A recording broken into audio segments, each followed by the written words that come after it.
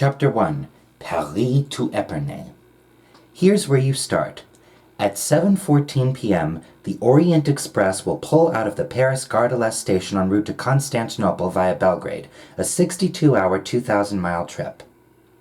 A young American, Tyler Whitney, stands on the steps of one of the ornate sleeping cars of the famed Orient Express. He searches the Gare de l'Est crowd, looking for someone. Then he sees gendarmes stalking out the train. 2 officers screen the passengers near the train. Another pair surveys the crowd from the windows overlooking the track. After a few seconds, the express departs, a single engine, a baggage car, a restaurant car, 2 sleeping cars, and 1 private car attached to the rear. 20 minutes later, the Orient Express chugs through gathering dusk as it crosses the idyllic French countryside. Suddenly, a motorbike pulls alongside one of the train's sleeping cars. Robert Cath boards the train in his own inimitable way at about 7:35 p.m., just outside Paris. After a parting wave to his chauffeur, Cath pulls himself up onto the rear platform of the sleeping car. You are Robert Cath. You have boarded the Orient Express just outside Paris at about 7:35 p.m. This chapter ends when the train makes its first stop at 9:16 p.m. in Epernay. To guide Cath through the events of Chapter 1 successfully, you must find and dispose of Tyler Whitney's body, switch jackets, talk to August Schmidt, and fend off the attack of an angry Serb. For a complete list of necessary actions and wrong moves for Chapter 1, see the Winning and Losing Scenario section at the end of the chapter. How to distinguish sleeping cars.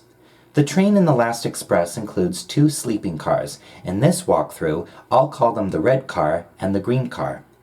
Compartments in the green car, where Cath boards, are numbered 1 through 8. The corridor carpet is green. The next car forward is the red car. Its compartments have alphabetical labels, A through H, and the corridor carpet is red. 7:35 p.m. Where's Tyler Whitney? After Cath boards the train, the interactive story begins on the rear platform of the green car of the Orient Express. Cath has only 2 items in his inventory, a telegram from his old pal Tyler Whitney, and a very interesting newspaper clipping. Remember that the square Cath icon in your screen's upper left corner acts as a pull-down inventory menu. Click and drag down to select the item you want to examine. Tyler Whitney has something exceptional to show you. Hey, know anyone who matches the description of that fugitive from Belfast? Ask the conductor. When you enter, the conductor is at the far end of the sleeping car, but he returns directly to his seat. Talk to the conductor, that is, click on him when the cursor changes to a speech balloon. Your first goal is to find Tyler Whitney. The game offers 2 quick ways, one obvious, one devious, to find Tyler's compartment. The devious way serves you best in the long run. Move the cursor until you see a right arrow and click to turn right. Then move forward into the green car. Ah, Mr. Whitney, excuse me. The conductor mistakes you for Tyler Whitney and directs you to compartment 1. Steal the passenger list. This is better than asking, and more fun. Immediately upon entering the green car, turn left and look down at the conductor's chair. See the L'Illustration journal? Pick it up and then open it. Hurry, the conductor approaches. Aha, the passenger list. This would be a handy little item, wouldn't it? Abscond with the sucker. Quickly, he's almost there. If you didn't grab the passenger list this time, don't worry, you'll have plenty of chances to steal it later. No need to rewind and replay the sequence. This isn't that kind of game. The conductor's job will have him running around all evening. Just play on, and the next time you notice the conductor away from his seat, pounce. The passenger list is 2 pages, 1 for each car. Note the conductor's names. R. Mertens is your green car conductor, and J. Coder is the conductor for the red car. As you meet other passengers, you can click on their names on these lists to hear memory recall clues. These clues change over the course of the game, depending on the passenger encounters you have. Because you haven't had any encounters yet, naturally there are no clues. Well, maybe just 1. If you look at the conductor's journal later, you can peruse pages of historical photographs, including this famous portrait of the victims of Sarajevo, the Archduke Franz Ferdinand and his wife. Their assassination set off a chain of diplomatic events that triggered the First World War. Conductor Mertens can't find his list. Mailed, he says. Watch the poor fellow search in vain. The passenger list is now safely tucked in your inventory for future reference. Go to Tyler's compartment. Now you know where Tyler's waiting for you. Go to compartment 1. Important. You must get there before the conductor does. He'll arrive with a message for Tyler Whitney between 8 and 8:10 p.m. 7:50 p.m. The train master speaks to Conductor Coddard in the red car, and then proceeds to Conductor Mertens in the green car. Eavesdrop to learn about their relationship. Ah, nepotism. And, if you've nabbed the passenger list earlier, listen to them wrangle about the lost lists. This message delivery results from an observable chain of events that begins in the restaurant car dining room. At around 8 p.m., August Schmidt tells the head waiter to convey a message to Tyler Whitney. The head waiter tells the trainmaster, who walks to the green car to inform Conductor Mertens, who, minutes later, goes to Tyler's compartment to deliver the message. Enter compartment 1 to see the late Tyler Whitney. Either he's had a terrible shaving accident, or is this a murder on the Orient Express? Now what? If the conductor knocks with a message about August Schmidt, move the cursor over the door. It turns into a speech balloon, and click. Kath talks to him through the door. Whatever you do, don't let him in. Wrong move. Conductor finds Tyler first.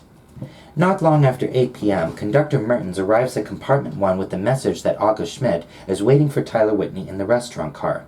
If you don't get to compartment 1 first, the conductor finds Tyler's body, and your journey ends prematurely. Corpse Disposal 101. Okay, your buddy's dead. Go ahead, take a moment to mourn. Time's up. Now get rid of Tyler's body. You have to get it off the train sooner or later. You have 2 options, each with different consequences. Option 1. Toss out Tyler's body.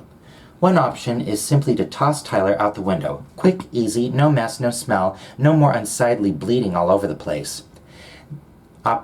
First, open the window, then pick up Whitney's body. Click the body icon on the window to toss out Tyler. What fun! Well, okay, maybe it's a bit disrespectful, but you have little choice. The problem with this disposal method is that the French police find Tyler along the tracks. After putting je and je together, they board the train at Epernay at 9:16 p.m. For more on this, see Chapter 2. Option 2. Hide Tyler's body. This disposal option is a bit more complicated, and you still have to toss Tyler out the window eventually. But you can avoid a police search later if you carefully hide Tyler's remains now and then toss him out after the Epernay stop. You still have an ugly bloodstain on the floor, but there's nothing you can do about it. Open the top half of the bed. Open the bottom half of the bed. Pick up Tyler's body and put it on the bed. Then close the bed and try not to think about the fact that a decomposing corpse is nestled in your sheets. Stop the conductor from finding Tyler in your bed. Later, between 8:50 p.m. and 9 p.m., Conductor Mertens begins entering compartments in the green car to turn down the beds.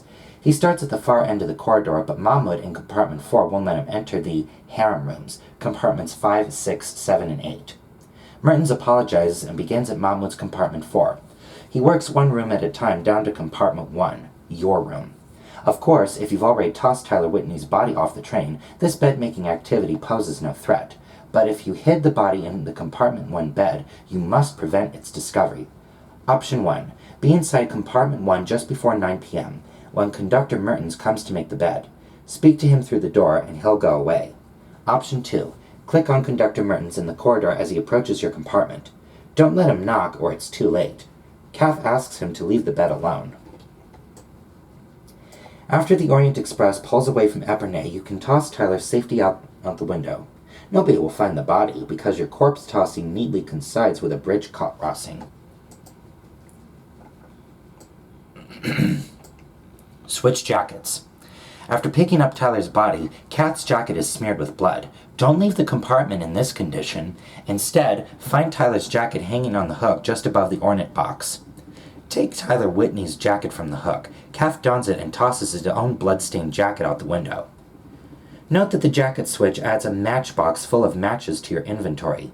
Wrong move. Meet people in a bloody jacket. For some nutty reason, the folks on this train find wet bloodstains on a jacket suspicious. If you pick up Tyler's body and then leave the compartment without switching jackets, one of the conductors sounds the alarm. Even if you stay in the room, you'll run into trouble eventually. If you're still wearing the bloody jacket when you receive a visit from either August Schmidt or Milos, your train ride is over. Other things to do and not do in Tyler's compartment. Okay, it's time to start acting like a sleuth, damn it. Examine everything, look everywhere. Start right here in Tyler's compartment. Several interesting items lie scattered about, just waiting to be discovered. Open the chest. Open the ornate wooden chest sitting on the chair. Empty. From the looks of it, this must have held something valuable. Note the outlines of 2 missing items. Loot Tyler's duffel bag. Look up at the back luggage rack to see Tyler Whitney's duffel bag. Click on the duffel bag to take it down. Then click again on the bag to open it. Note, you can't carry the duffel bag away with you. It gets stowed back on the rack when you're done with it. Take the scroll from the duffel bag. What the hell? Tyler probably won't need it anymore. Open the scroll. If you can read Russian, read the scroll. Otherwise, close it. The scroll moves to your inventory. Open the telegram. It's the one you, Robert Kath, sent in reply to Tyler Whitney's telegram in your game opening inventory. Wonder why Kath needs to get out of town for a while. Could it have anything to do with that Belfast murder? Find the scarf. Look down at the floor under the chair where the ornate chest sits. See that hidden article? Pick it up. It's a silk scarf. If you miss the scarf or the scroll in your room search, don't worry. Kath will have plenty more chances to retrieve these items later in the game. It's soft, it's feminine looking, it smells good, and it's monogrammed W. Who might this belong to? Hint, check the passenger list. Climb out the window and snoop. After you put on Tyler's jacket, you can open the window and hang out, literally. From time to time, during the evening, you can spy on your Russian neighbor, Alexei Dolnikov, as he sits in his compartment and reads. Wrong move. Pull any alarm handle. Don't pull the alarm handle by the door in this or any compartment. The train will screech to a halt and Kath will be arrested. Meet August Schmidt. The German passenger in compartment 3, August Schmidt, is anxious to speak to Tyler Whitney about certain business transactions. Since Herr Schmidt has never met Tyler face to face, Kath can pass himself off as Tyler. Wrong move. Meet August too early. As the game begins, Schmidt waits for Tyler in the dining room of the restaurant car. Important, you must not talk to him until you move Tyler's body and then change into Tyler's green jacket. Here's what happens if you neglect to do these things. If you speak to August Schmidt in the dining room before switching jackets, Kath mistakes you for Tyler Whitney. But Kath corrects him. August mistakes you for Tyler Whitney, but Kath corrects him, introducing himself by his real name. An exasperated Schmidt pushes away from the table and heads directly for Tyler's compartment. After knocking on the door and getting no answer, Herr Schmidt pushes open the door to find a bloody mess. August pulls the emergency handle, bringing the Orient Express and your game to a screeching halt. How to meet August Schmidt. As I said, August Schmidt is anxious to meet Tyler Whitney. So, if you've stashed Tyler's body and changed jackets, you can meet Herr Schmidt in any of 4 easy ways. In each case, you have essentially the same conversation. Option 1. Click on August in the restaurant car's dining room. He starts the game there and returns later during the evening, which may come as no surprise given his ample girth. Option 2. Herr Schmidt goes to Tyler's compartment at 8:15 p.m. or so and knocks. If you're inside, you can let him in, or click with the speech balloon to speak with him through the door.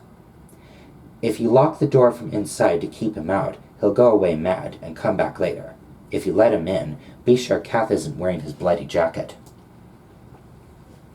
Option 3. As in Option 2, Herr Schmidt goes to Tyler's compartment at about 8:15 p.m. and knocks. But if you, Kath, are not there, Schmidt enters Tyler's compartment and waits about 10 minutes. If you return to Tyler's compartment during that time, you find Schmidt waiting. Otherwise, he leaves, but returns to enter Tyler's compartment again at about 10:15 p.m. On the second visit, he stays until you return. Option 4. You can also seek August Schmidt in his room, compartment 3. He's there for a few minutes at about 8:30 p.m., then he goes back to the restaurant car for dinner.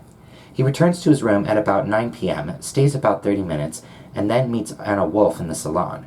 He returns to his room after 10 p.m., but goes to Tyler's compartment shortly thereafter, and stays in compartment 1 until you return. Restaurant car, 9:40 to 9 p.m. The trainmaster calls out first service for dinner in the restaurant car at about 7:40 p.m., shortly after Kath boards the train. The restaurant car is actually 3 compartments: the salon, the dining car, and the kitchen. As you already know, you can enter the dining room and talk to August Schmidt. Here are some other things that happen in the restaurant car. Salon, eavesdrop on Sophie and Rebecca. The 2 female traveling companions from compartment E, Sophie de Bruthel and Rebecca Norton, chat intimately in the salon. Sophie seems bold and adventurous, while Rebecca displays a typical English reserve. Note that Rebecca calls Sophie a little aristocrat girl. When Sophie and Rebecca leave, note that they express their intention to return for second service, when all the really cool people eat on a train. They'll return for dinner at about 9 p.m. Frustrated by the Madame K.O. episode in Paris, Sophie and Rebecca discuss differences in French and English scandals, making casual mention of Madame Bovary, Joan of Arc, the Dreyfus affair, and other topics. After a brief pause, Sophie notices Kath, mistakenly assuming that he understands no French. Salon. Read the newspaper. The newspaper sits on one of the salon chairs. Read it only if you're in the mood. None of the articles bear directly on Kath's problems, although the Madame K.O. story and reports of Russian strikes and the Austro-Hungarian note to Serbia, an act which ultimately set the First World War in motion, place the train passengers, their various motivations, and their fates in a larger historical context. Dining room. General eavesdropping. Good stuff happens in dining rooms, and this one is no exception. After all, it's the gathering place for Orient Express passengers. Stand in the aisle and gawk at diners, or sit at your corner table to eavesdrop with more discretion, and stop waiters from bumping into you. The head waiter, Pascal, greets you and shows you to your table the first time you enter the dining room. Enjoy that pampered feeling while it lasts. This is the only service you'll get tonight. From here, you have a nice view of the entire dining room. Tatiana Obolenskaya and her grandfather, Count Vasily, dine at the table across the aisle. In front of them sits a contingent of Serbs, Milos, Vesna, Ivo, and Salko, who whisper quietly and shoot suspicious glances around the room. Join Alexei for soup. Your neighbor from compartment 2, Alexei Dolnikov, sits alone in a corner, sullenly slurping soup like a peasant. This is part of his political agenda, as you'll soon learn. Talk to Alexei. Kath asks to join him. Why not? Answers the Russian with supreme indifference. Note Alexei's exchange of glances with Tatiana. You don't suppose they know each other, do you? After finishing his soup, Alexei delivers a brief lecture and stalks off. Depending on how early he leaves, Alexei either returns to his room or waits in the salon to smoke and brood until his aristocratic Russian brethren finish their meal. Pick up the book Alexei leaves on the table. Aha! Nietzsche. No wonder he's so irritable. Open the book and grab the train timetable. Note the 10:40 scribbled between the stops at Galanta and Budapest. What could that mean? Dining room. Talk to Anna Wolf. At about 8:15 p.m., the regal Anna Wolf strolls through the salon to dinner. You can't talk to her in the salon, but you can follow her into the dining room. Approach Anna's table. You're an American adventurer, right? Be bold and ask to sit with Anna at dinner. Her response? Rejected. Don't give up. If you found the scarf in Tyler's compartment, offer it to her now. Despite the big W staring her in the face, she denies owning it. Yeah, right. Dining room. Join the August Anna conversation. August Schmidt returns to the dining car later for his meal. If you hadn't had your business discussion with him yet, now's the perfect time. Just click on him with the speech balloon to introduce yourself. Sit behind him if you want, stare at his bald spot, listen to him order, and wait. His food arrives, he dines, and then rises to exit the dining car. Get up and watch Schmidt go. On his way out, he stops to chat with Anna Wolf at her table. Move the cursor over August and click when you see the speech balloon. Kath butts in on the conversation. If you hadn't already introduced yourself to August, Kath will do so now. August introduces you to Anna as Tyler Whitney, well known as a champion of freedom and justice in countries other than his own. Tyler Whitney?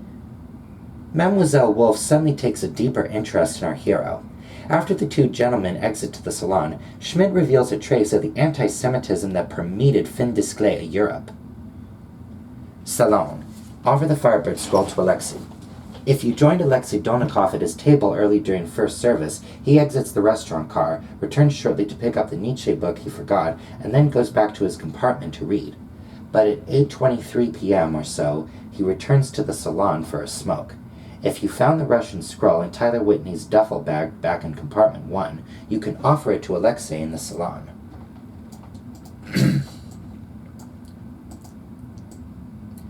Approach Alexei and ask if he can translate the scroll.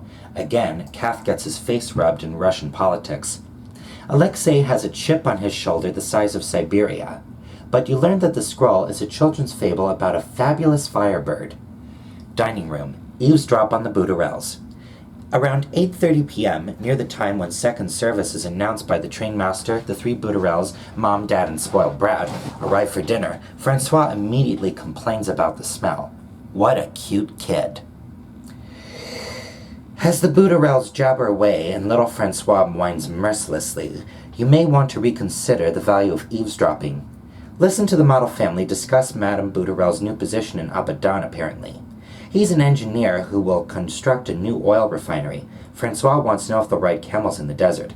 Later, he also mentions a mysterious snake lady at the end of the train. Salon. Watch the bickering Russians.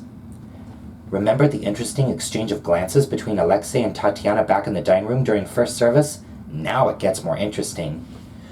Between 8:30 and 9 p.m., Count Vasily and his granddaughter Tatiana exit the dining room. As they pass through the salon, Alexei Dolnikov picks an argument with Vasily. Afterward, click on Alexei to hear Kath comment. Isn't it great to be an American smartass? Dining room. Eavesdrop on Sophie and Rebecca. Sophie and Rebecca arrive for dinner, fashionably late of course, between 8:45 and 9 p.m. Listen to Pascal, the head waiter, butter them up as he seats them. Then listen to their dinner conversation.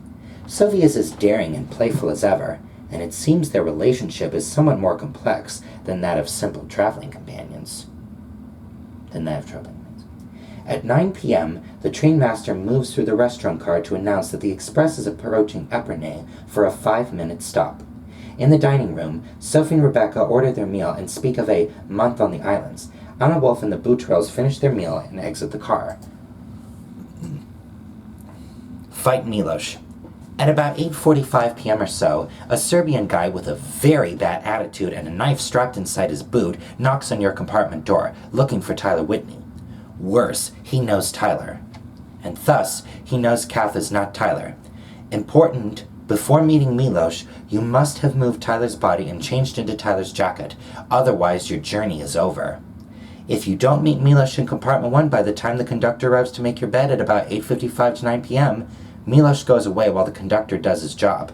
But Milosh returns about 10 minutes later to re-enter and wait for Tyler. How to meet Milosh. Option 1. Milosh comes to Tyler's compartment and knocks. You let him in and the fun begins. Option 2. Return to your compartment and find Milosh waiting. When he notices the blood stain on the floor, out comes the blade. How to win the fight. Move the cursor over Milosh. It should become a back arrow. Each time Milosh begins to lunge with the knife, click quickly to jump back. 3. When Milosh tries a sideways slash instead of a forward lunge, this is your chance. Click to dodge back, then, when the cursor changes briefly to a hand icon, click again to grab Milosh's arm. Wrong move. Poor evasive maneuvers. Timing is everything in life. If you leap back from Milos's knife too soon or too late, you can kiss your carotid artery to goodbye. Standing still or mistiming your grab from Milos's lunging arm results in a nasty slash to some vital part of your anatomy. Fiend. Kath hands back the knife and introduces himself. Milos is actually pleased. Apparently, Tyler has spoken fondly of Kath. But then Milos becomes upset. The gold is missing. Apparently, he and Tyler are involved in something big, something that he must report to the general. Milos leaves with an ominous warning about the Black Hand, whatever that is, the Kronos private car. The private car of His Excellency, Prince Kronos, is attached to the rear car of the train. to the rear of the train. Conductor Mertens has orders to keep tourists from bothering the prince and politely deters you the first time you try to explore. After that, he'll let you pass, but all you can do is explore the small entry hall. When you enter the Kronos private car, note the painting on your right. Gee, could this be the snake lady Francois mentioned at dinner? His Excellency? At about 8:30 p.m., Conductor Mertens answers a call from the Kronos private car. The next time he finds you in the green car, he reports that His Excellency would like to receive your visit. You can go back to the private car any time the first night, because so many things happen between 8:30 and 9:30 p.m. You might find it more convenient to wait until later in the evening to pay a visit to His Excellency. Knock on the door. Kahina ushers you into a luxurious drawing room filled with spectacular art, sculpture, furniture, even a grand piano. Then Kahina disappears into a back room. After a moment, Kronos himself appears. He's a very impressive man, and he knows you are Kath, not Whitney. Fortunately, as he says, whether you are Kath or Whitney is a matter of indifference to me. He mentions a planned exchange, and is not particularly tolerant of wisecracks. Explore other compartments. As you might expect, other passengers have neat stuff. Some of them don't even bother to lock their compartments, in the pathetically naive belief that people like Robert Kath wouldn't break and enter if given half a chance. How to sneak into other compartments. But you can't just waltz into a compartment and snoop, even if the door is unlocked and the compartments are, say, at dinner. The conductors won't let you, unless, of course, they can't see you. The key to illegal entry is diversion. This shot shows a nice double-screen situation. Here, both the trainmaster and Kahina provide cover, blocking the conductor's view of your trespass. Snoop in the Boutarel compartments, C or D. You can also sneak into compartment E, Snowfie and Rebecca, and compartment A, Count Vasily, though this is more easily done after 10 p.m., when Conductor Coder falls asleep in his chair. There's something nifty to be found in the ladies' compartment. For more on this, see Chapter 2. Enter the Boutarel compartment, C or D, when they're at dinner. You'll find both rooms remarkably boring and empty. Still, it never hurts to practice. Other things to see and hear in the red car. Although the sleeping cars are the private part of the train, you can still accomplish a lot of good sleuthing in them. Just loiter at the right times, keeping ears and eyes open. Francois and His Whistle. Early in the journey, at about 7:55 p.m., 7-year-old Francois Boutarel makes a quick run through both sleeping cars, blowing a whistle. And here he comes now! Catch Francois running, that is, click on him when the cursor changes to a speech balloon, and you get a closer look at the whistle. Does its shape look familiar? If not, check out that ordinate chest back in Tyler's compartment again. Follow the little monster into the red car to see his mother reprimand him. Eavesdrop at compartment D and learn that Francois found the whistle somewhere on the train.